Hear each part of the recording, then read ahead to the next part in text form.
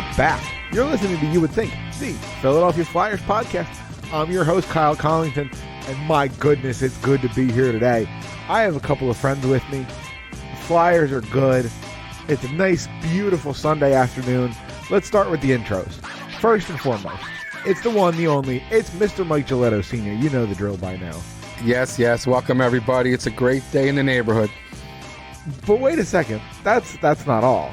That can't be it, right? On a Sunday like this, Flyers are one of the hottest teams in the NHL. 1 point out of first place as we record this show. Of course, we brought in Mr. Kevin Durso for this one. How you doing, buddy? I'm doing great. Great to be here. As Mike Sr. said, it's a beautiful day in the neighborhood today, I'll tell you. Much too good a day for you not to be here, so thank God you're here. And here we are, and as I said there, the Flyers are indeed 1 point out of a playoff spot. Yes, I know that's a technicality. Yes, I know the Washington Capitals play tonight. No, I do not care. I know what you meant to say. 1 point out of first place. First place. Yeah, I know. You said playoff spot, so I will make sure we're clear on just how momentous this is. The first playoff position in the Metropolitan Division. That is correct. And if anybody said that 30 days, a month ago, you would have said you're crazy, and it is already, regardless of what happens tonight, tomorrow, it is a race for first place. And before we talk about that race for first place, you can't forget the plugs. Twitter at YWT Podcast. Mike is at Mike from S Jersey. Kevin is at Kevin_Durso, and on game nights at Flyerdelphia also. And he can also be found at Sports Talk PHL, where the show can be found at sportstalkphilly.com, as well as Facebook, Instagram, Podbean, iTunes, Google Podcasts, Spotify, probably other places that I don't even know. So, all right, let's get into it. We've talked about it enough, so no one will accuse us of burying the lead exactly. But the Flyers are a good team. And I know that sounds weird to say. Kevin, how does it feel to watch this team from the box? Do you feel anything special? Absolutely, I do, and I think the reason I do, there. Well, yeah, and like you even said, it's strange to say the Flyers are a good team, and I feel like we keep saying, like, we've come on several different weeks, and you'll start with the Flyers are good, it's great, it's a great week. Also, like, I feel like we keep saying it to convince ourselves that this is real, that this is a team that has had that kind of a turnaround. I mean, here's the thing: first place in a division is not something that is actually foreign in recent years. They actually were in first place shortly after the trade deadline 2 years ago. But didn't that kind of feel like fool's gold at that time? Like, well, yeah, they're there, but is that really even sustainable? They weren't that kind of team at that time. You didn't get that vibe. This is a team you get the vibe from. It's the way I look at it, it's as tight of a team as I have seen in years. They play for each other in such a way. The support system that's in the back end that plays in the defensive end first and then leads to everything. That was kind of my go-to topic when I was in the locker room after Friday's game. Was when you're playing in a game that's 4-1 or 5-1, like Friday's game turned out to be until the last 20 seconds when the Rangers got one more goal and it finished at 5-2. Right. When you're in a game like that and the score is 4-1 and Phil Myers makes a play on a back check that is just incredible at that stage of the game, and you don't think about that play, you don't highlight it like in big bold lettering because it was a play that changed the game, but it is a key, simple, fundamental play that needs to be made by a defenseman, and it's a great play when you see it.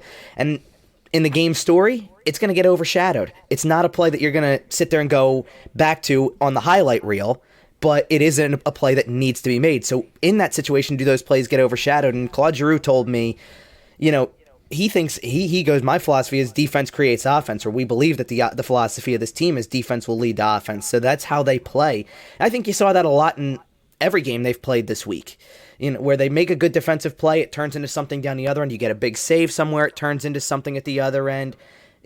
Something like that. I look at the play in this particular game this afternoon, right before we came on to record. Derek Grant makes a great play on the penalty kill, turns it into an odd man rush. Michael Raffl gets a shorthanded goal. It's a big goal at that time. That can be, for as great as the Rangers were in the third period and as much of a push as they had, that's a dagger to a team late in the first period. You're down 3-0 now instead of 2-0. You were on a power play. You probably thought you could cut the lead to 1. Instead, you're down 3. Little tiny plays like that, and maybe the one by Grant looks a little more magnified because it turns into an assist, but little plays lead to big things, and I see that unity and that support as a team at the back end, and that's what makes me feel like they're special. There's a bigger care to the defensive side of the puck from everybody that makes me think, okay, so the goals just happen to come as a result, and that's the bigger thing. It's not they try to outscore teams, it's that they play defense really well and then go down and score a lot of goals. Well, I totally agree with you there, Kevin. And again, they're playing so well, there's not going to be a lot to disagree about, of course, but it's not only are they making those little plays, as you're mentioning, and they're critical to be made, but they're making them over and over and over in the course of a game. It's like that's priority one, is to make that little play and then move on. And I said it earlier today. I was talking to Kyle during the game. I said it's 4-0, and they're competing for the puck like it's a tie game in Game 7 of a playoff series, and that's what you want to see. And that's how things snowball, and a good team can become a great team. And I'm not saying they're a great team. They are playing great, but when you pay attention to the tiny detail and you compete, and to me that's the biggest word that Vigneault has instilled in this team, they compete. They're not always successful. They're not always, they don't, they may make a mistake here and there, but they're almost always competing. Almost always. And that I'm very, very happy to see. And I'll add one more point to it too, because that last goal by the Rangers on Friday, it's a meaningless goal. It makes it 5-2. But did anybody catch Travis Konechny slamming his stick across either the post or on the ice or whatever? They don't like to give up a goal, period. It didn't matter it didn't matter if that goal came with 20 seconds left in a game that they had won by the early third period. They don't want to give up a goal. That dedication to sticking with it, and it's great you're pissed off that you gave up a meaningless goal with 20 seconds left. That's the mentality. That's what Alain Vigneault brings. They're not satisfied with any goal that they give up. Exactly. And that filters down into all the little things that make up a team that is playing well and winning games. It's terrific to see. And I did want to mention that second goal. I think part of the reason Travis Konechny was so frustrated is because Carter Hart did play really well, and he didn't necessarily have to this week. Because the team provided him some really solid goal support. But I thought Carter Hart looked really, really strong this week. There was never really a point where he looked uncomfortable or anything in the net. Mike, what did you see out of Carter this week? I thought he looked terrific all week, and especially today. I know he gave up 3 goals, and you look at the save percentage, I don't think it was quite 900. But and I think only one of those were even strength, correct? If that, and I don't think he had a chance on any of them. Or were all 3 on the power play? In Sunday's game, all 3 were power play. All 3 were on the power play in Sunday's game, correct? And they were all 3 completely unstoppable. There was, and he made some very big saves. He made some big saves that led to them getting out to 2-0 and 3-0. The breakaway he stopped. There was a deflection that he just got his shoulder with. I mean, he played, especially considering the road game and the quote-unquote road woes. I think it was, I cannot give Vigneault all the credit in the world starting him today to try to change up this road woes anthem that's been permeating the whole season. He can't get better at it until he does it. Correct. So, yeah, I thought he was terrific today. And again, I know he gave up 3 goals, and it's hard to say your goalie was terrific when he gave up 3 goals, but I really think he was terrific. I really do. I'll add in, too, with Friday's game. I looked at some point during the third period, I looked at, I even said it's not quantity tonight by any stretch during that Friday game, but quality was big in Friday's game, and quality, again, the same thing with Sunday. Correct. Quality of saves was so much bigger. And probably, at the beginning of the week, I knew Tuesday was going to him. I figured Friday was going to him, and I kind of thought Brian Elliott was going to get the start in this Sunday game. And after watching Friday's game, I changed my mind, and I went, I think maybe you go back to him on Sunday instead. And that's what AV did. And then not only to do that, but I look at the way that game played out today. If Brian Elliott's starting that game, I don't feel as good about the result. I think that the result might be very different than what we saw. The Rangers had some excellent chances in the first period that Hart bailed them out on, and then in the third, sure, they got 2 power play goals. None of them at Hart's fault, obviously, but imagine the ones that Hart did get, or the ones that get off the post because they know they have to pinpoint a perfect shot to get it by him because he's a quick reactionary goalie. And that was my thought putting him in on Sunday was, for as good as he was on Friday and he had to make a few really good reactionary saves on guys like Panarin, you need that quickness and that puck tracking against this team. Play him on Sunday too. Not only that, but the other thing about playing him on the road, at what point in time do you sit there and look at him? Yes, he's 21 years old, but you're in a division battle take the reins off and let this kid run wild. And You gotta have the best goalie in the net. well, not only that, but tell him strap this team to your back in certain situations and carry him, because in a playoff series, that's how it's going to be. So you have to put him in a road situation just so he can get some confidence and see if the home stats translate to the road eventually. And I think that this was a really good start for him. Yeah, I think Vigneault definitely processed all that information in making the decision to go to Hart today. I don't think it was just he woke up this morning and went, we're going to play Hart. It was all of the factors that go into the long-range plan and the long-range benefits and the long-range success of Hart went into why he started him today.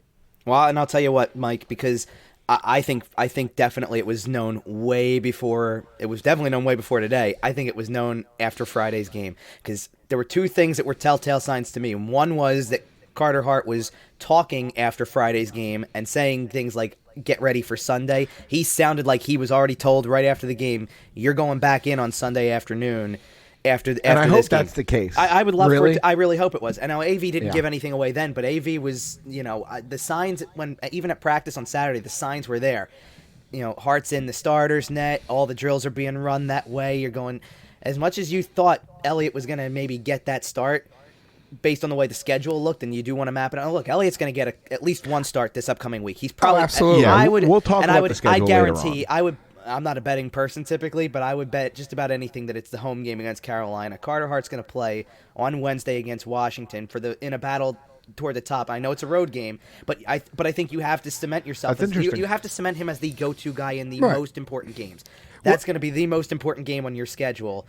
And not for two reasons. One, it's division leader. Two, it's just because it's the next game. The next game is your most important. So I think you're going to absolutely do that. Then you're going to give him a break with Carolina. And then the Buffalo one is kind of a toss-up because you have a way to give Brian Elliott another start against a team that's lower in the standings. But you may also just want to throw Hart back out there to keep him in regular rotation, play another good home game, get 2 points that you know you're going to need down the road.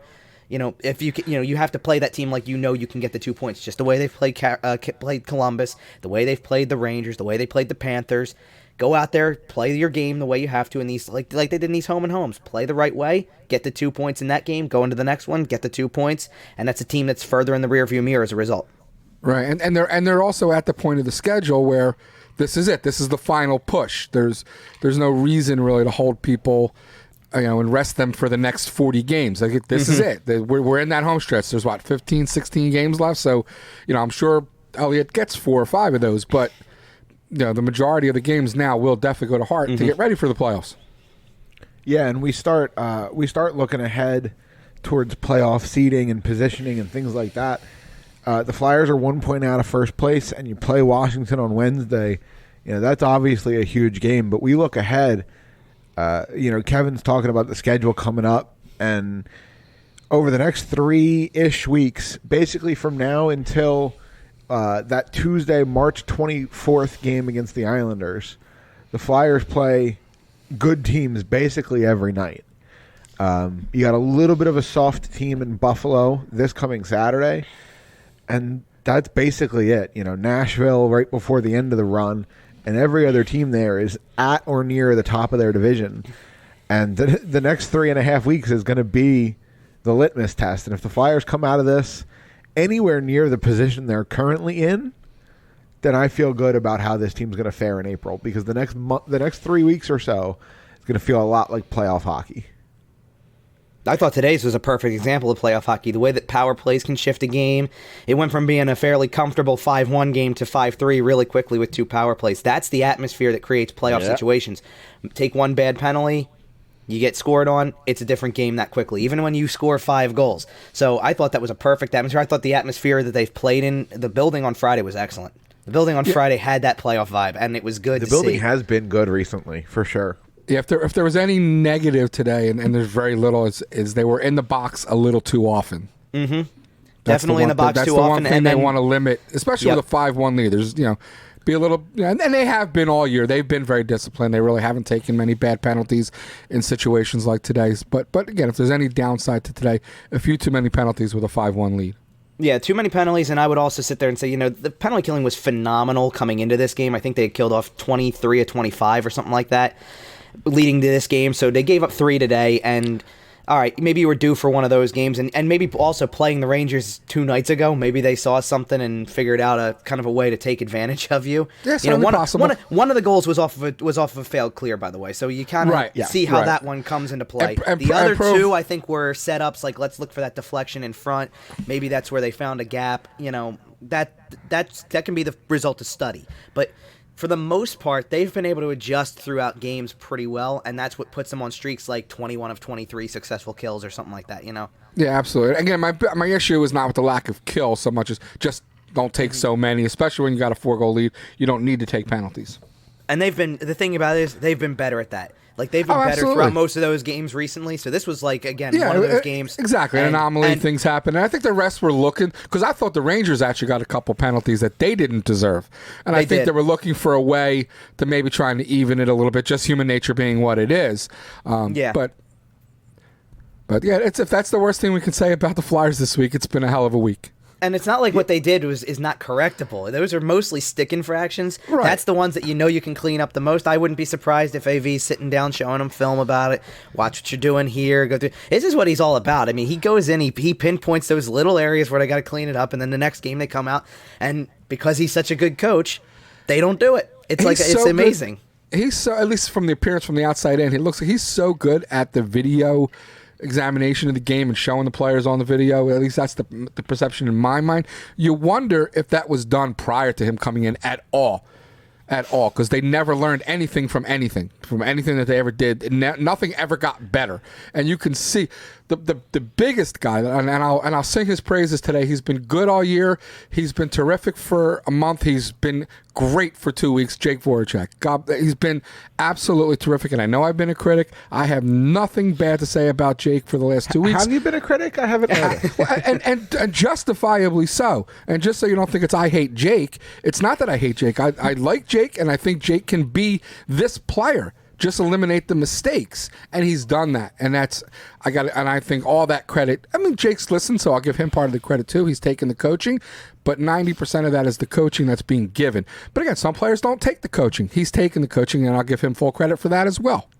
I will say this about Jake Voracek. I forget how long before the trade deadline. It might have been a week before the trade deadline, 3 days before, something like that. Oh no! I did an appearance on 97.3 and got asked a very interesting question, which was if someone picked up the phone and called and said, we can structure a trade and it's going to be around Jake Voracek, take the whole contract, and I guess assuming you get a fair return, or what you would consider a fair return, would you do it? And my answer to the question was, if you asked me that question at the beginning of this year, I probably would have told you, I'll listen. I'm all ears. Tell me what you're thinking, and I'll listen. And if it sounds like the right offer, I may pull the trigger. Now, I am absolutely 1,000% not taking it, because the way he bought in defensively and plays at the back end now, he's doing what Claude Giroux said is so important. He's making the plays at the back end. I've seen him make more back-checking plays than I think I did over the previous 5 years.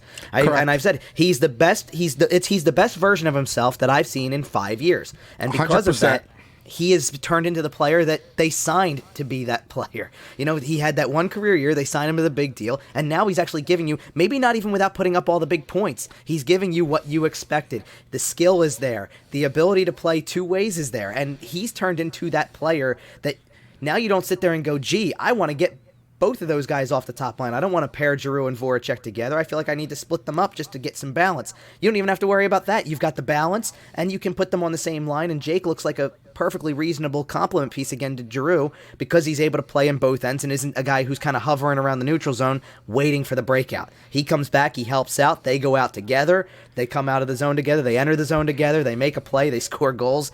That line was terrific in, I guess it was Friday's game. They had, I think, a combined 8 points that line did, the Couturier, Giroux, Voracek line. They were terrific in that game, and that's how they're able to be that way. Was it 3 games ago that he put them together, or was it just the Ranger game? Oh no, I think it's been a little while. As soon as he could get Giroux out of center, that was when he put Jake back on the same line. Okay. I think, or when they something like that. When they first did it, I didn't love the idea. And Vigneault, we've sung his praises. He's pushed so many right buttons. He realized, I believe, that they had so much balance and so much depth at scoring. He can take the chance of putting those 3 together, and if it gives him that one for whatever, we took a first line, second line, whatever. That one line, it was so much. There's so much to give from that line. There's so much that they are potentially capable of. That if they can compete with the other top lines like Boston and Washington, if they can just go even with Boston and Washington's top line, just go even, our two through four are going to have a great chance to win those games against the other team's 2, 3, and 4 lines. So I'll give them credit again for pushing the right button, putting these guys together again. Yeah, some of the things we're seeing out of this team are really starting to be encouraging for me. I'm seeing the depth scoring. I'm seeing the emergence of this potent top line. But most importantly, above and beyond, I'm seeing team defense. And this team has come such a long way, even since day one of this season, just with how they play Vigneault's system and how they just effectively transition defense to offense. And it just makes this team dangerous all the time, and I love to see it. And one of the things that I loved, because let's dive into the trade deadline, because the Flyers did make a couple of small moves here, and one of the moves they made, I'm really, really, really, really, really happy that Derek Grant is a Philadelphia Flyer. This kid comes over from Anaheim, hasn't really gotten a chance to shine because it's Anaheim, and nobody can play hockey in Anaheim. But he comes over and he looks exactly as advertised. Kind of a gritty, bottom six, middle six, hustle defense guy who can move the puck. Kind of a Scott Lawton type player. And we've sung Scott Lawton's praises on this show all year long. I definitely don't mind having 2 of them. Correct. For sure, yeah. And it's that's the kind of move. Senior, you and I have talked about a couple of different times on this show this season. We've said, if Scott Lawton is your third line center, you're cool. You're good. If he's your you fourth line center, you're ecstatic. You can win the cup. Exactly. Now talked we about just that have multiple both. times. And now we just have both. Yep. And this, whoever, if it was Fletcher, then he gets it all. If it was a scouting department move, whoever put the radar on this guy. I mean, he's got 14 goals in Anaheim playing limited minutes. I mean, that's really good work.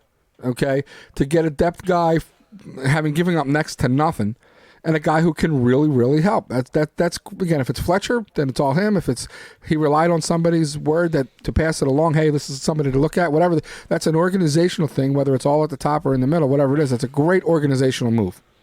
Yeah, and then the other move the Flyers made, I think, is a little more of a depth move over the course of the season. You had Nate Thompson from the Montreal Canadiens. Kevin, what role do you think Thompson is going to serve down the stretch and into the first round of the playoffs? Well, it was funny. When Joel Farabee got called up kind of at random on Saturday night ahead of the Sunday game, we didn't know the reason until Sunday morning when they said, Sean Couturier is dealing with a little bit of a flu bug. But someone said, Farabee should go in and they can take Thompson out or something. And I'm like, they don't want Farabee playing fourth-line minutes. That's not what he's here for. He'd be here to go back into a higher role. And I said Thompson's perfect for his role, which is fourth line. You don't need to take, you want a guy who's able to eat those important minutes and not care that he's playing maybe 8 minutes a night. He has to be that guy, and he's good in faceoffs, and he can play penalty kill, and maybe that gives, I think one of the biggest things about both Grant and Thompson is that maybe now, because they're both good faceoff guys and good penalty killers, Claude Giroux is not relied on to be a penalty killer as much. You don't have to make him one of your top 4 penalty killers and put him out on faceoffs constantly in the defensive zone when you could be saving him for those important stages late in a game. That's what I think the goal was. And I think for both moves, for Grant and Thompson, you've established already, there's 2 things that I think I look at when I look at the top 2 lines before you go into where Grant plays and where Thompson plays. Your top line is currently all of the big guys that you sit there and you go throughout the year, give me a little more. That's what AV's been doing. Give me a little more out of that top line. I want these guys to be our top performers in the most important situations. In the last week, they have been. Then you go to the second line. You go, Kevin Hayes is the addition that you make the big investment in to improve your top 6. Travis Konechny's the emerging star. Travis Konechny's the emerging star player who you have looked to for offense and invested in him with a new contract. And realistically, insert player here on that left wing. When early in the year it was Oscar Lindblom. Later in the year, it was Joel Farabee. Now it's Scott Lawton playing in a comfortable position that AV likes him in, which is wing. You know, And he looks great and he doing looks it. great on the wing. He looks great doing it. Then you look at the bottom six and you go, all right, I need guys who can just help sustain. And that third line today, I thought was excellent. Grant's line was great. Pitlick played another really good game. Grant looked really good, and not that this is his normal line mate by any stretch, but he looked great shorthanded with Raffle. I thought they had some good chemistry going. And that's important to have those guys be able to play together and work together and still be able to be productive. I mean, Grant's goal ended up being the game-winning goal when it came down to it. And do you think that at the beginning of a key divisional game that you're going to sit there and say, our new acquisition, who is going to play on the third line and it could technically take fourth line minutes realistically, you know, is going to be a key to this game and get two really important points, one shorthanded and one in the second period that hangs on to be the game winner? You don't think that going into a game. You think, oh, the top line's going to do it. Maybe the second line's going to do it. They've had nights where the fourth line is the best line and produces more than the others, and that's the one that makes a difference. It's incredible how all four lines are able to be rolled, and nobody has to be the go-to guy. I asked Sean Couturier about that, and he admitted they have more depth this year than they've had in a lot of recent years, even when we've thought, yeah, they've got maybe three lines that are doing pretty well. You know, even when we've thought that, He openly admitted it, and I fully agree with him. They've got four really good lines, and they've got somebody on each line that I think has good scoring touch in some way. Yes. Maybe not enough to get, like, I'm not saying that every line's got a 10-goal scorer, but I like Abe Kubel as a fourth liner who's got a little bit of a scoring touch to his game. Absolutely. I sit there and I go to the third line and I go, Grant's got 14 goals coming over. Now he's got 15 with the goal today, and you add in, I think Pitlick's got a good shot when he chooses to use it sometimes. I mean, he doesn't always have to, but he's shown he can take a good shot. And Absolutely. And insert, and guess what? You put JVR on that line right now. So Van Riemsdyk, who is going, I don't think he's there yet, but he's going to be a 20-goal scorer this year. You know, that's another guy. Then you keep moving forward. Your second line has two 20-goal scorers on it, Hayes and Konechny, and Lawton's up over 10, and your top line is all pushing 20 as well. Or I think Voracek's at 12, actually, but Voracek doesn't have to be the goal scorer on that line when Couturier and Giroux are standing there. So no, it's an incredibly deep team. Well, when you consider how many goals they've scored, and I think now they're maybe 7 or 8 behind Tampa, something like that. When you consider, maybe even less, when you consider how many goals they've scored without a 30-goal, 40-goal scorer, and or it really tells you they have to have depth. There's no other explanation for it, but they're a deep team because they don't have a guy with more than 61 or 62 points. They don't have that 80, 90-point scorer right now like some teams do. So they're definitely not top-heavy if they're that high in goals scored in the league. No, it really is coming from everywhere. You know, you got only three guys with 20 or more at this point. You know, Claude Giroux and James Van Riemsdyk are both knocking on the door with 19. They're coming, but right now you only have three guys with 20 or more, and the rest of it is all kind of spread throughout the lineup, and you're just getting a ton of goals from your middle six, your bottom six, your defensive core. I mean, that's the kind of depth. And what I'm seeing, by the way, we're talking about what lines are producing, and every line has a player with some scoring touch. I see Alain Vigneault starting to put together his playoff lines. Oh, for starting sure. to put together his matchup lines. Okay, this is the line that I'm going to put against the Marchand line when we play Boston. You know, this is the line that's going to get Crosby when we play the Penguins. I'm starting to see him put his pieces in place for the playoff roster, and I like what I see. I really do. And I don't know if Nate Thompson makes the playoff roster over a guy like Joel Farabee, but I'm fine with him playing in my lineup now.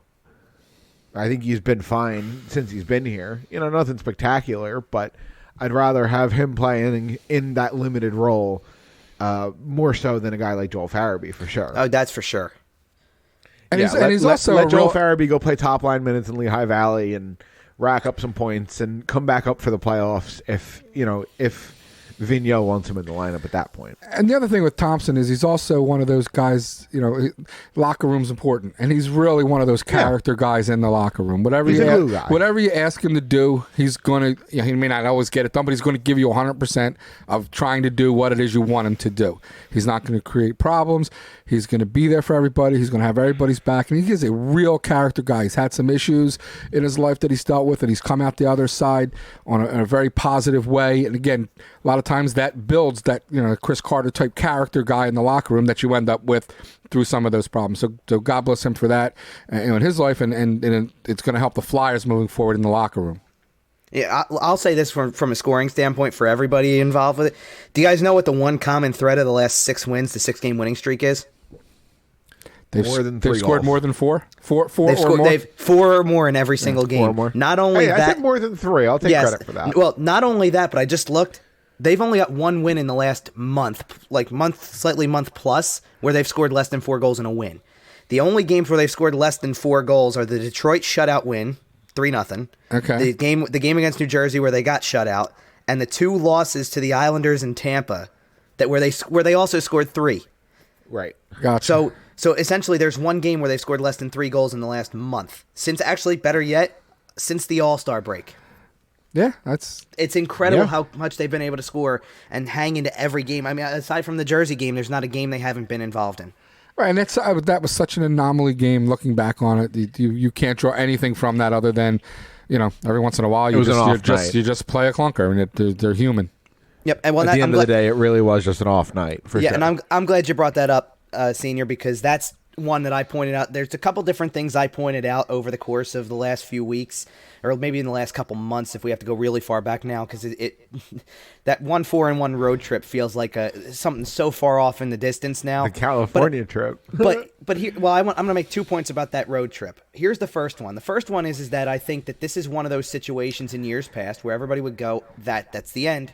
This is the beginning of the end, the road to I believe Mike Sr. did exactly that on this show, so continue. Because you do think that luck is going to run out on you. Maybe you had a really good start, and you think that you've got a lot of things going your way, and then all of a sudden you go, okay, that's it. And in the years past, it is a situation where it would have probably killed their chances of making the playoffs and put them into a crazy race at the end. Instead, they come out of that, and I believe the numbers are slightly different now than what I wrote down. I think they might have won... I may have written this down before Friday's game, so they might be, I guess they're 16-5-1 since that road trip instead of 14, or something like that. But that's one of them. And I'll also point something else out about that road trip, because that road trip can, we thought it was going to be possible. It could be detrimental to the Flyers moving forward. Here's that string of games you don't want to see put together. Right. Take a look at what Pittsburgh's doing right now and who they lost to this week. Yeah, they had a rough You can't week. look at a game, and this goes back to the 5-0 game against the Devils as well. The Devils are not a good team, and they made a lot of moves at the trade deadline that are seller moves, right? Absolutely. Just because you lose a game 5-0 to them does not mean anything if you follow it up with the right result the next time out. It means nothing after that. If you go out and you win the next 2 games after that game, then it's a distant memory. If you lose the next 2, it was the start of a 3-game losing streak that you can't get back. And in Pittsburgh's case, the Flyers lost to LA on the road. So did the Penguins in regulation. Not as much of a blowout, but same thing.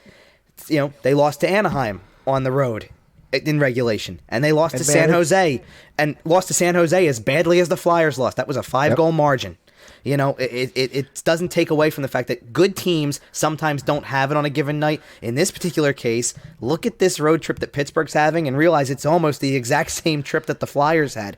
Going down the same path. They're a good home team, doesn't play as well on the road, and for whatever reason, they're having this trip at this particular time, and there's going to be less time. And there's going to be less time to make up for it now.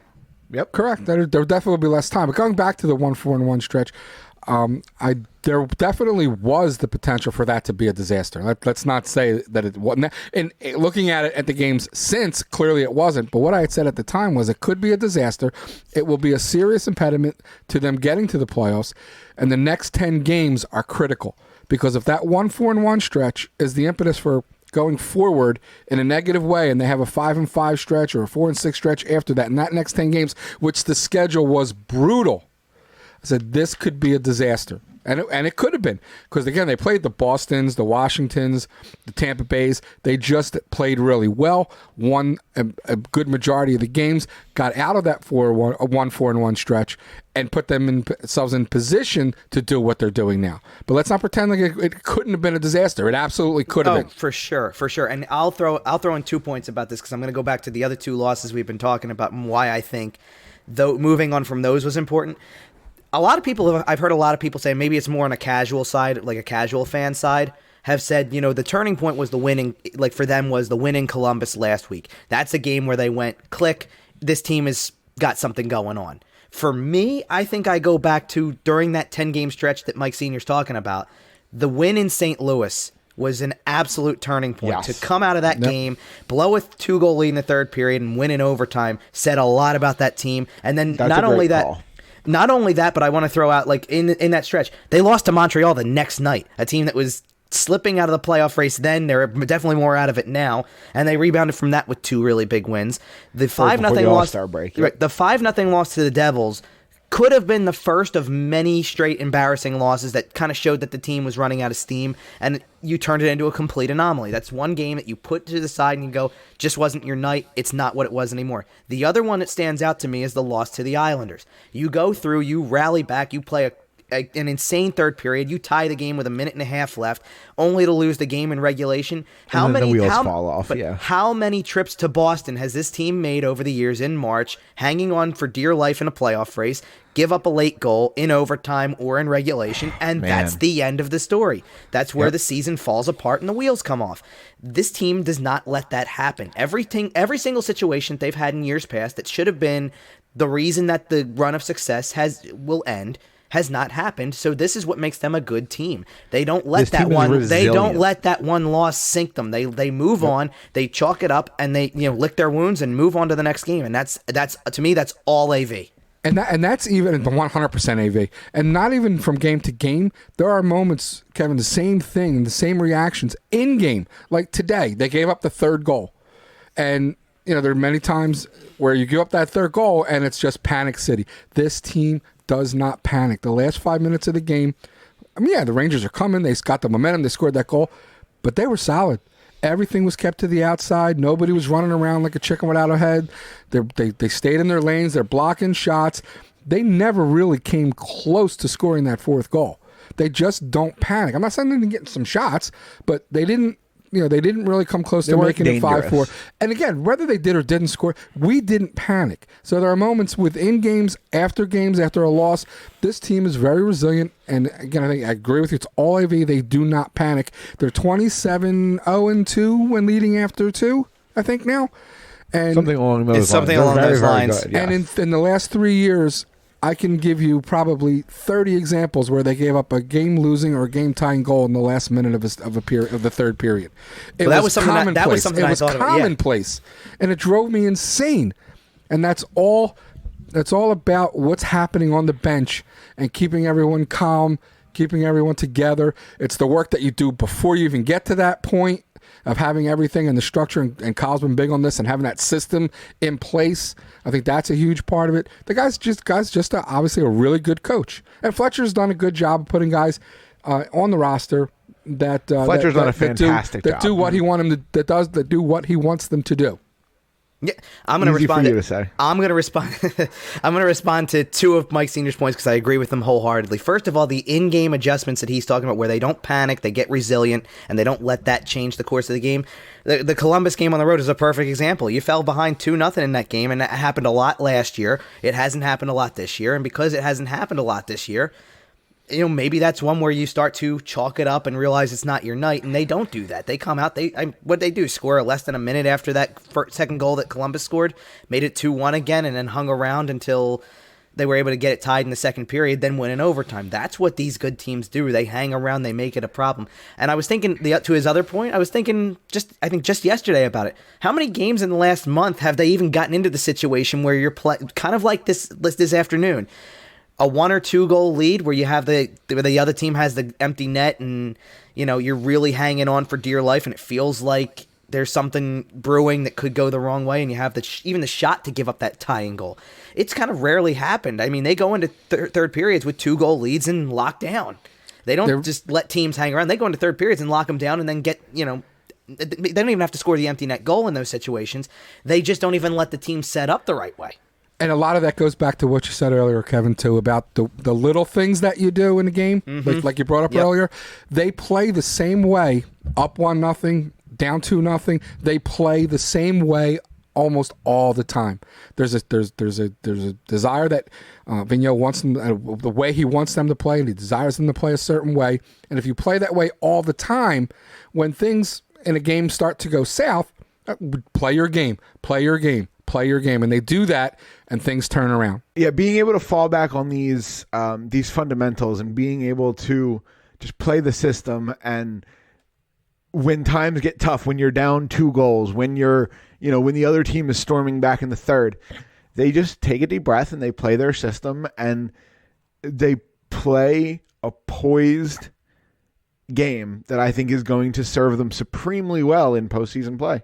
Right, because they know when they hit the ice, whether it's a face-off, draw's about to happen, whatever, the other team scored, now they're only down by 1, they're pushing whatever's going on. You know what your responsibilities are, and you go and you do them, and you're not worried about, who's going to do this, who's going to do that, how am I going to stop them? And, that's where the panic mode comes from, the chasing and the swinging of the sticks and all the, that panic mode. When you know what your responsibilities are and you just go do them, everything else takes care of itself. Yeah, for sure. Kevin, what do you think? What do you think is this team's biggest strength in a playoff series? If the playoffs start tomorrow, what do you think they're doing better than their opponent? There's a variety of areas I could go with this. I do think that one of the areas where when they're on their game at their best, they're as good of a forechecking team as any team in the league right now. That when they really decide, like when they go in hard into the corners and they're playing in those dirty areas the right way and outracing opponents to loose pucks and jumping up on plays the right way, those are the areas where I think that they are better than a lot of the opponents are playing. They're the areas where I find that they tend to shine in the games against the tough teams, that we go into these games and sit back and think, don't really know what we're going to see today because it's, Flyers Penguins or Flyers Caps or Flyers Bruins or one of those teams at the top that you go, don't know what we're going to get out of the opponent today. And usually the opponent is better in those areas and has the speed. They play faster when they play harder on the puck. And it's weird because usually saying playing harder on the puck is an attribute of strength and being able to outwork in the corners, and you don't have to use your speed in the corners, you have to use your strength. But they look faster when they win races to those pucks, make a quick motion. Some of their passing gets faster, it gets crisper in the offensive zone as a result. They seem to know when they're really on, then they know where everybody's going to be when they need to be there. And they make those difficult plays look easy because of that. I think some of the power play goals we've seen over the course of the last week are a good example of it. Those, go quick cross ice, look backdoor. I think it was the Rangers goalie on Friday was Alexander Georgiev, and he had said they got a lot of backdoor plays in that game, in that Friday game, and they did. Drew's goal was one of them, obviously on the power play, his second, but they also had goals like that.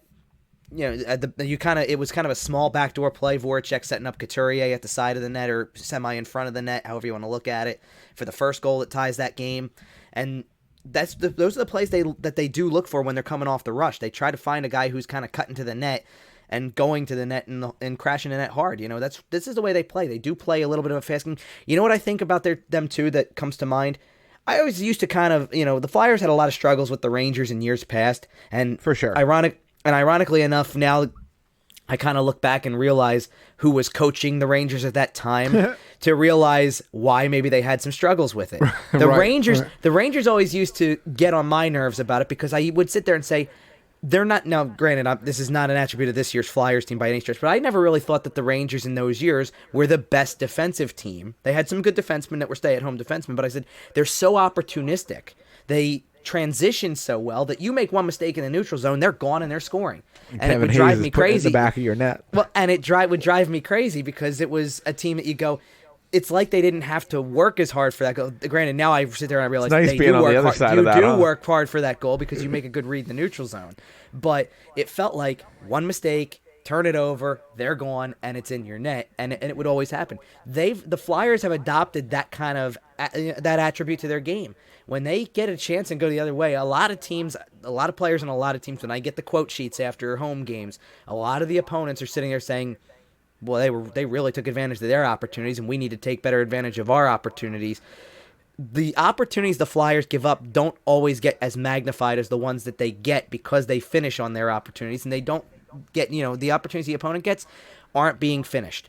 And even though you can look back, watch the film over again and say, oh, there's one, whatever. The Rangers had, I think I saw after the game today, the Rangers had 22 high-danger scoring chances in this game, which made Hart's performance look that much better. Goes back to Hart. Even for 23 of 26. But beside the point is, when you get a chance, like a shorthanded 2-on-1, and not just in this game that happened on Sunday, but in other games. Kevin Hayes has scored how many shorthanded goals coming off of a rush of some Quite a kind? few. Yep. You get an opportunity and you make the most of it. That's the way that the Rangers used to play under AV when they were going to conference finals and the Stanley Cup final the one year, and that's the way that AV's got the Flyers playing too. He's got them playing in a sense where you get an opportunity, you can if you can execute on it, it can be a changer in the game, and they've done that with some consistency lately. Yeah, what their forecheck looks like to me, and there's a lot of anticipation to it, and I agree with you. They are at their best when their forecheck is flowing from line to line, and it's just repeated. It's like a wave. It's like a structured mayhem. Okay, everyone's chasing, but they're not all chasing in the same location, and there's a balance to it, so that when one is successful, whether it's creating a turnover or a loose Organized puck, chaos. the other ones, another word for it, the other line mates are there to pick up on it, and that structured mayhem, I think, is when this team really does play at its best. Yeah, and part of that is, it is a smart team. We got guys who know where the puck is, know where they need to be. Guys like Sean Couturier, guys like Claude Giroux, even a guy like Scott Lawton. You just see the hockey IQ. He's always in the right position. Are you guys ready on Couturier to say he's at this point definitely the most important Flyer? Konechny's having a great year, don't get me wrong. Provorov, probably irreplaceable, but Couturier is just having such a fantastic season, and he's been smoking hot since the beginning of January. Welcome to the part of the show where we grill Mike Milbury for saying he wasn't the most important Flyer today. Right, I was about to say, so today Mike Milbury decided to stick his foot in his mouth before he threw it at somebody. And thank you, Keith Jones. Thank you, Keith Jones, for saying no. You're wrong. Yeah, right and decided to say that Jake there. Voracek is the most important Flyer. Which I love Jake, and I defend Jake as much as anybody. And I love Senior's little praise of him early in the show. I was more than a little praise. Come on. For you, Yeah, it was really. quite a lot. But earlier in the week, we had an offline conversation where Kevin said the phrase, "The Flyers don't have a Hart Trophy candidate." And that's one of the things that makes this team great. Kevin, I'll have you talk about that in a second. But, yes, if the Flyers had somebody in the Hart conversation, it would be Sean Couturier. He's in the Selke conversation. He was leading at the halfway point. He should win the damn thing. And yes, if the Flyers had someone up for the Hart Trophy, it would be Sean Couturier. No, I do not think he will win it, but yes, I think he is the most valuable Flyer as it sits. And at this point, not only think is he the most valuable, I can, for the first time in my fandom of watching him play, I can see another potential level. I'm not saying he's going to achieve it. I'm not saying he's going to become a 100-point guy and an MVP, top 5, candidate. But for the first time, I can see it being possible. He has the elite level. I thought he was always going to be good, but I thought he'd plateau, and I thought he had already plateaued. This year, I see another level that he could get to, and that's great to see. Which is funny because I think his point totals are pretty similar to last year. I don't think he's far and away above last year's numbers. Is that correct? Oh, I was about to bring that up. I don't know that he's going to make what his point totals are. He only, what do you have? I think one. He just had the goal today, right? No assists, so it was just 1 point. Right. And I'm not saying you're wrong, Senior, but so I actually, yeah. So the goal was his 21st, I think. So he has 21 goals and now 58 points. The stat line I'm looking at wasn't updated with today's numbers yet, so I'm just trying to make sure I have it right. But okay, maybe he, with 16 games to go, 17 games to go. Maybe he's not going to reach the 30-goal mark. He's at 21. He's got a shot, but you can't bank on that. They don't rely because they don't rely on a single guy to score like that. When they used to rely on a guy to score, then yeah, sure, I would have said he's got 9 goals left in him in 15 games. Yeah. Why not? But they don't rely on it. I think he's got a shot to match the point total. It's going to take a lot, but he's got a shot at it because contributions coming from all sides. And the way that they do score when they really get on a roll makes a difference. That being said, I like the fact that I don't need to see that side of him. Sure, he's been a 30-goal scorer 2 years in a row. I don't care if he doesn't make 30 goals this year. And you know what's great? Nobody in that locker room cares. Nobody cares if Claude Giroux gets to 80 points or if Jake Voracek gets to 50 assists or if Couturier sets a career high. They don't care. They just want to win games. Right. At the end of the game, do they have one more goal than the other team? Yep, that's all that they care about. And it's great to see that that's what matters. As opposed, I do feel like when they made the playoffs 2 years ago and beat the Rangers in that final game of the season, there was an emphasis on get Claude Giroux to 100 points. Let's get him to 100 points. Let's try to figure out a way to do that. And he did it himself with. Well, he did it himself. But the bottom line was that there was an emphasis emphasis on that's a milestone. They wanted to see him get to it, and nobody cares about I'm individual still on the milestones. soapbox that he didn't get a Hart nomination that year. By the way, I'm still upset about that. Yeah, I hear you there, but that one was painful. It talks about how good the team is when you don't need anybody to play at that level. When you don't need 100 points from somebody. Yep. And there are a few unsung heroes, too, on this team. Braun was absolutely horrible the first month of the season. He was a minus 10 in the first month. Know what he is now? 0, which means he's been plus 10 since then. Okay? Yeah. Sanheim, Myers, plus 15. You know how far he's come? Listen, plus minus isn't exactly the best stat in the world. But I get what you're saying.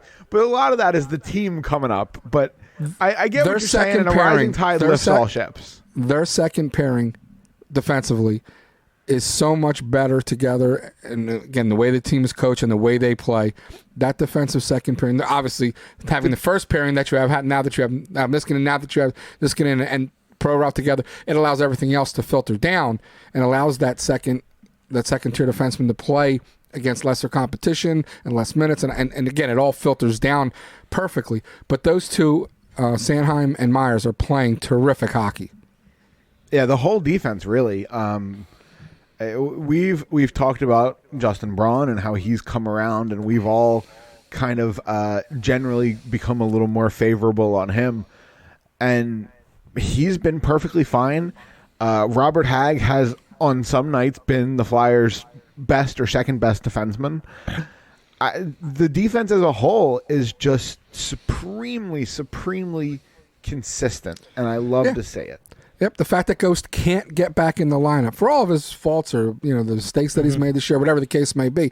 There have been years, the last 5 years, he's getting back in the lineup. Yeah, when he's healthy and ready to go, comes out? And they've had so little defensively in the last 5 years that he was going to play probably top 4 minutes.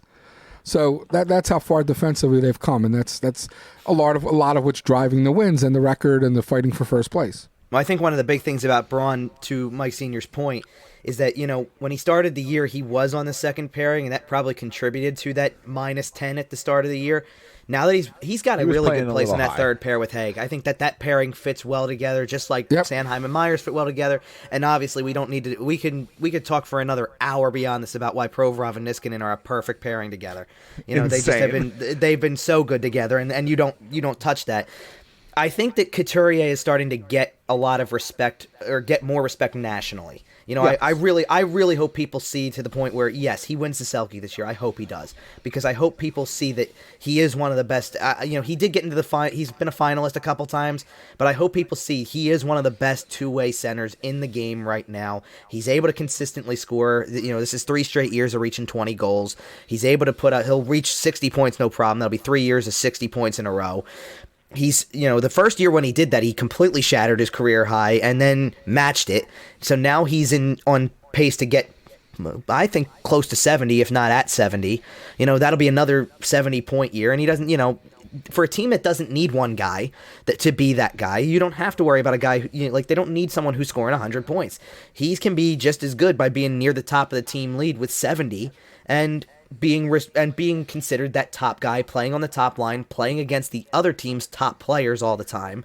That's what I think I always find more impressive about him, is not that he's a decent goal scorer and that he scores in clutch situations and he's good on power play and he's good on penalty kill and he does all these other things. He has to play against the best players on the other side. Yep. So that means he's playing Crosby and he's playing Ovechkin and he's playing all of those other guys who are going to come in. He's going to play, let's put it this way, Edmonton's on the schedule next month. He'll play against McDavid, and who knows? Maybe he'll succeed against him as well as he succeeded against every other top line that has been playing this year. I mean, to calm the storm of Friday's game when the Rangers started to get a little bit of a pushback, you put Couturier onto Panarin's line instead of their top line because that was the line that was generating more. So you put him on with Strome, Panarin, and Fost instead of Zibanejad and his line mates at that time, which was a little different toward the end of the game because Kreider got knocked out of the game with the injury. But regardless, you had to make an adjustment, and you put him on the line that was working the best that night. That was their top players that night, and he shut them down too. They didn't get nearly as many chances after that. And I think the other thing that's also happening is this is the year when you look back on it, hopefully 10 years from now, and got a cup or two bagged. You look at it and you say, when did this team transform from being Giroux's team to being Couturier's team? And I think this is the year it's transferring and it's becoming Couturier's team. That's even more the feel that I'm getting. It's not all about numbers. It's about who's driving the car or the truck with everyone and the direction that it's supposed to go. And this year, more than past years, it certainly feels like Couturier's that guy. I said it on the original run of this show with Mike Jr. after the Penguins series in 2018, 2017? That Sean Couturier needed an A. That's the series where he played Game 5 on, what was that, basically a broken leg? The last game of the season, he had the torn MCL. Yeah, he played right. Game 5 and Game 6 with a torn MCL. A torn MCL, I'm sorry. It was, and he it was had a a mess, 5-point game in Game 6. And they lost that game. I think that's the moment, Senior. But this is a strong second. This is the season where he really wrested control. But that's the moment. Because Sean Couturier is a warrior, man. Yeah, and we saw it in that series. And there was no way he wasn't playing today. I don't care. Flu. There was. I told you. I said, "There's no way Couturier does not play today." No way. Forget that. I agree. And I think Joel Farabee probably knew that too. You still got to do what you got to do, in case he just can't get up. In case he can't stand up. In case he literally can't move. Well, speaking of Joel Farabee, by the way, while we're on the subject, I actually got notified while we're recording. He's been sent down to the Phantoms. Yeah. Okay. So as if it was a question. But here's the thing I'll say about both Couturier and because I'll bring up another guy who we talked because Couturier to me is definitely the most important flyer on the team. He's definitely the most important flyer. I think if that's you fair lose to him, say. and here's what I go back to. I'll go back almost 5 years now, I guess. Was when the Washington playoff series happened. They lost him in Game 1. And now they managed to extend that series to 6 games, but can you imagine if you had that player? Right. If you had that player, maybe it's a little bit of a different series. Everybody kind of felt after Game 1. Oh, there goes the best defensive center we have. Series is over. Oh yeah, and Backstrom kind of felt that way, and it really was. Yeah, and it really was. And in the same sense, as great as Couturier was in that Game 6, 5 points against Pittsburgh a couple years ago. Think about the two players that gutted it out and did what you do in playoff hockey and played hurt. It was Couturier and Provorov. And those are the two guys who I think you can't afford to lose the most. You lose either one of them, and you are sunk. But and a perfect example too. I forget what game it was. Maybe it was. It might have been the San Jose game. It might have been one the previous week. But Provorov takes a shot. It goes off of his foot. You're going, oh no, here we go. He goes over to the bench. He did not leave the bench. No. He didn't leave the bench to go to the locker room, and he hopped back on the ice for his next shift, did a little twirl, and went, okay, I'm going in to take the face off. Come on, that's it. Come on.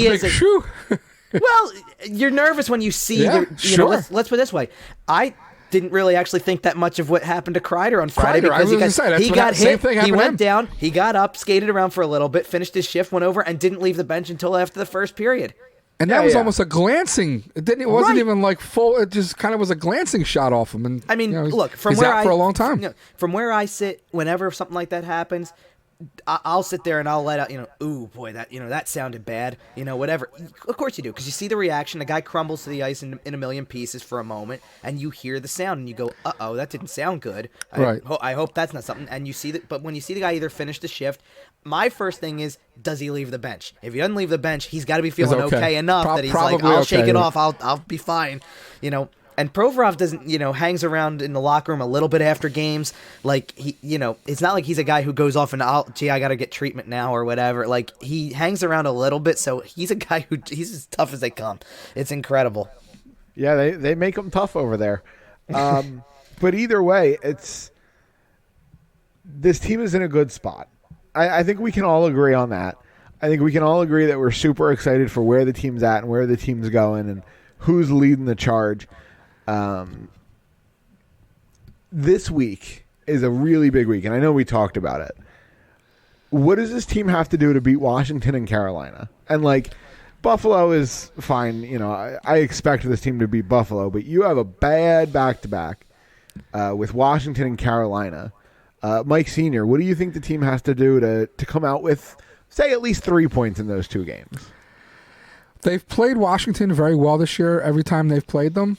They don't always outplay Washington the whole game. Washington's very good. They're gonna win parts of that game territorially.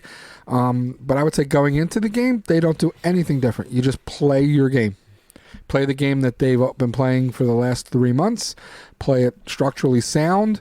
Wait for your opportunities. Defense first. Don't give up as little as possible. Transition from defense to offense and just play your game. I'm not really that worried about Carolina. Okay. The Washington game is the one that's more troublesome to me because I think that we're going to get their A game for sure, especially since we're this close to them. Okay. I mean, if you don't think you're getting Carolina's A game too, you got sure another thing coming, man. But Carolina's A game and Washington's A game are two vastly different A games. Okay, man, you say that. I don't know how much Carolina Hurricanes hockey you've watched this year. They are a good team, man. You think It wasn't Carolina's? enough. Well, You think they're better than Washington? I don't think it's as Not on one-sided paper. as you seem to think.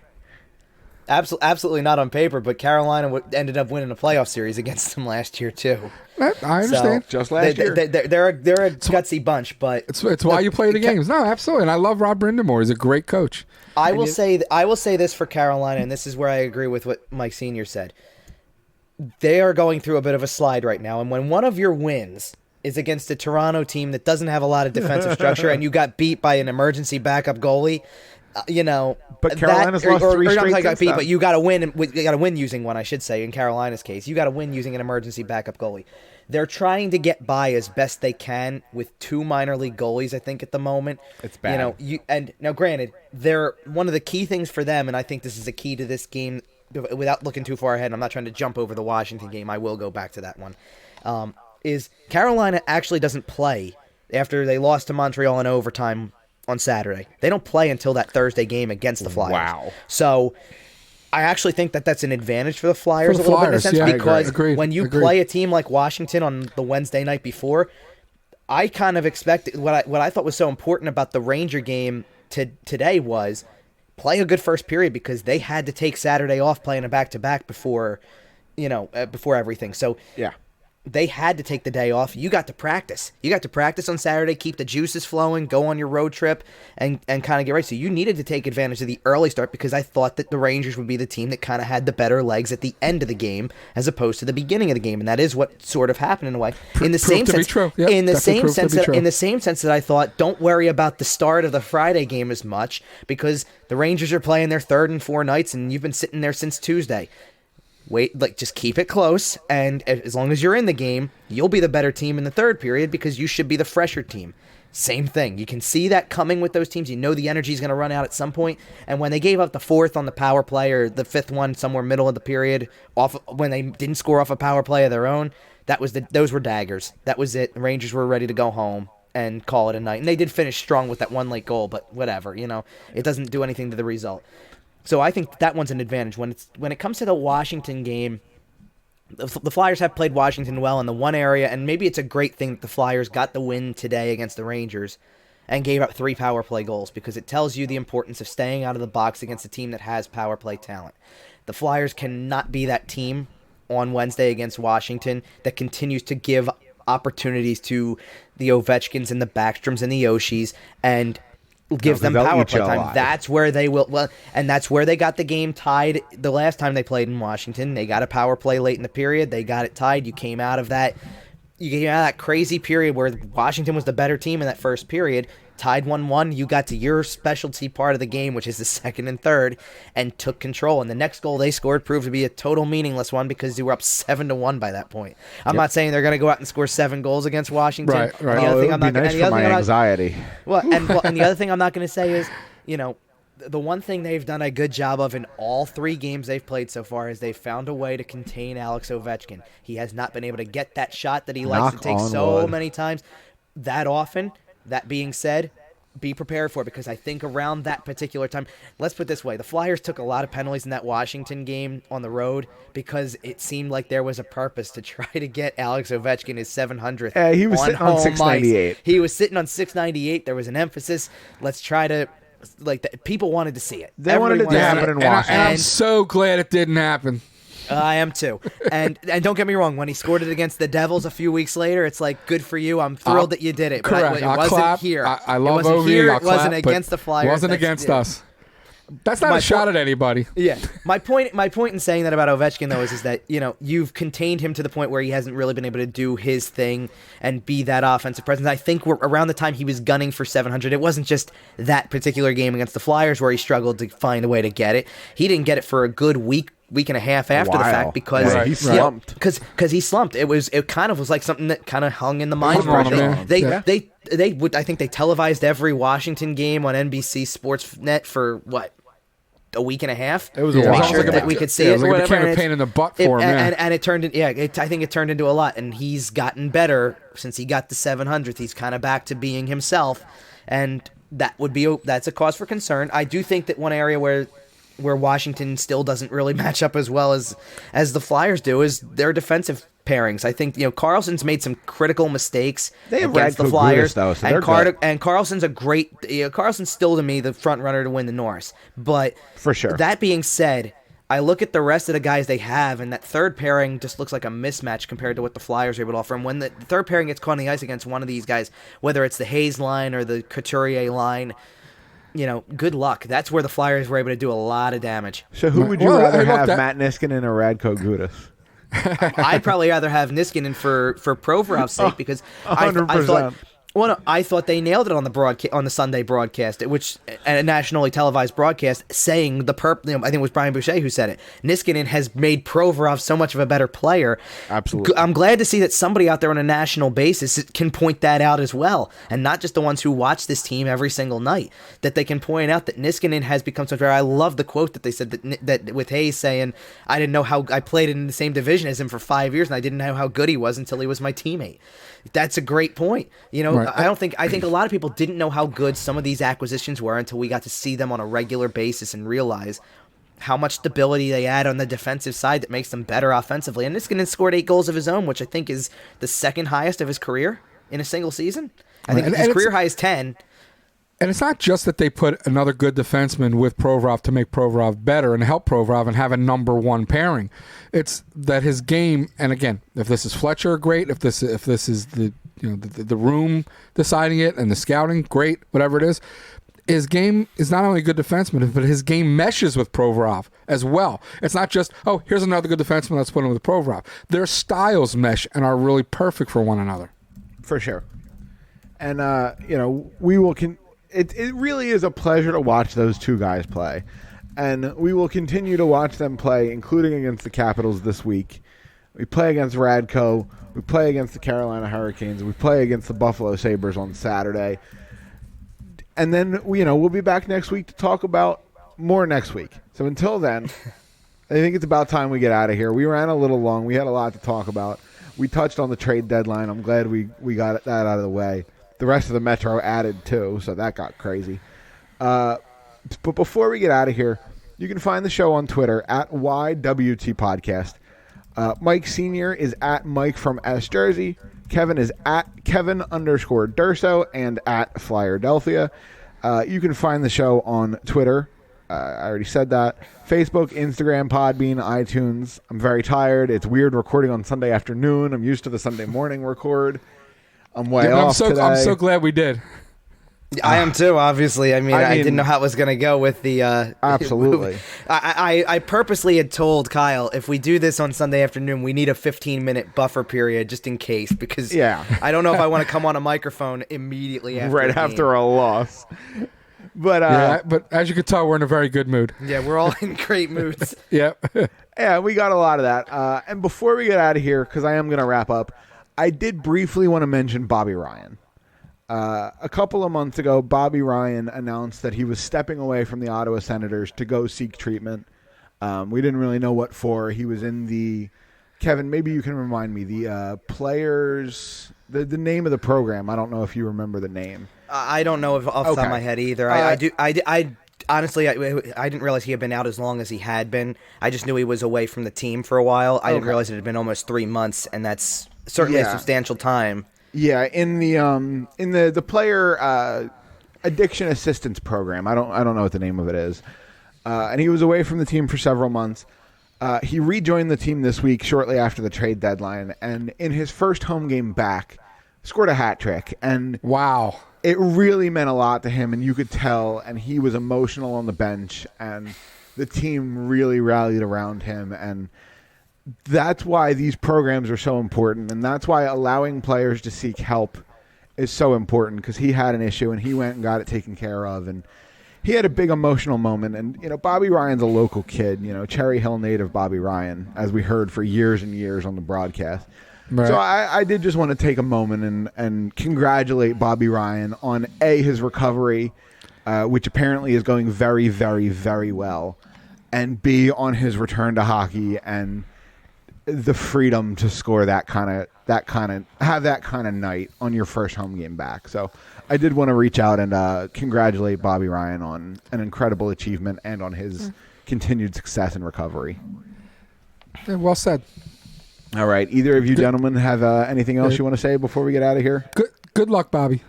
Yeah, well, I will say this about Bobby Ryan too. I think we'd all take a hat trick from Bobby Ryan when they play the Penguins on Tuesday night. That'd be great. That would be kind of enjoyable as well. The Penguins have made a habit recently of losing a bad team, so we got a shot. But not only that, but like I had kind of mentioned, the thought of saying a battle for first place in the division, which is what potentially Wednesday night's game against the Capitals could be. In order for that to be even a true statement, there was a lot that had to break the right way for the Flyers that wasn't in their own games. Yes, they had to keep winning games, but they also needed some help in a lot of situations. And it's funny. Every time I kind of see it, I look and I find a team that the Flyers beat recently that helps them too. The Jets shut out the Capitals in a game after the Flyers had beaten them the weekend before. Or the other one was that San Jose shut out Pittsburgh on Saturday, and the Flyers just beat them on Tuesday in a game. And in those cases, when you're able to get those results, I don't know if there was, and it's crazy to think of this, I don't know that there was maybe more than one game that didn't go in their favor. Or go against their favor. Like every other game was going in their favor. You need Columbus to lose, they were losing. You need Carolina to lose, they were losing. Columbus got one overtime win against Ottawa this week that got him 2 points, and there might have been one other game from somebody who almost didn't even matter, like the Rangers were playing the Islanders, so the Islanders got it to overtime or something like that. And that's the worst that we can say, is the Islanders, I think, got 2 overtime points this week. That was about it. And that's allowed to create some important separation as I look at it right now. And I know we've got to factor in that Washington plays a game after we're done recording this show. But let's go wild. But it's 1 point. It's 1 point behind Washington. Now you've got also separation. 3 point separation on Pittsburgh, 5 points on the Islanders, 7 on Columbus, 8 on Carolina. It's almost like by beating the Rangers twice in a row in regulation, that's a 9 point gap now. It's like you can almost forget about them from your own standpoint. They're not out of a playoff race by any stretch, but you can forget about them almost in a sense. You certainly, at this point, forget about Florida, who you beat twice in the same week, also a few weeks back. Forget about them. Columbus, they're so far in the rear view twice in a week not that long ago. Columbus is at least in the picture. Flyers done an excellent job of putting teams in their rearview mirror. Yeah, they really have. Well, let's hope that continues. We got some tough teams ahead of us, and we'll be back next week to talk about it, and we'll see you then.